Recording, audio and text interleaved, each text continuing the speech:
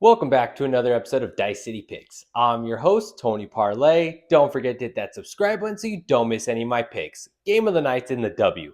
Las Vegas Aces hosting the Seattle Storm for their third meeting of the season. They split the previous two meetings this season, with the Aces winning the most recent one, 75-70. Aces are coming into this one off of a 76-62 loss to the Lynx, while the Storm are coming into this one off of a 98-67 win over the Sparks. Let's take a look at how the odds makers are pricing this game.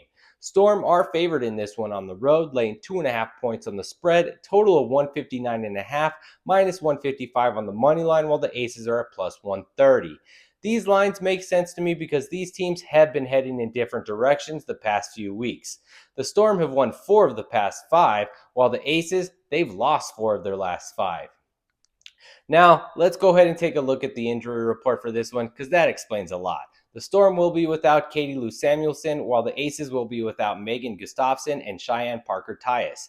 Aja Wilson has missed the last 3 games with a concussion, which could be a reason for the Aces' struggles. But it does seem like the team's issues extend beyond Wilson missing these games. The retooled roster is still adjusting to those rotations and should improve as the season progresses.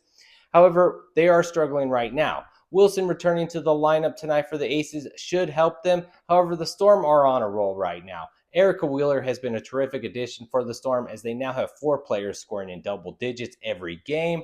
Very well-rounded team, well-rounded roster up there in Seattle. Let's take a look at how the public is betting this game.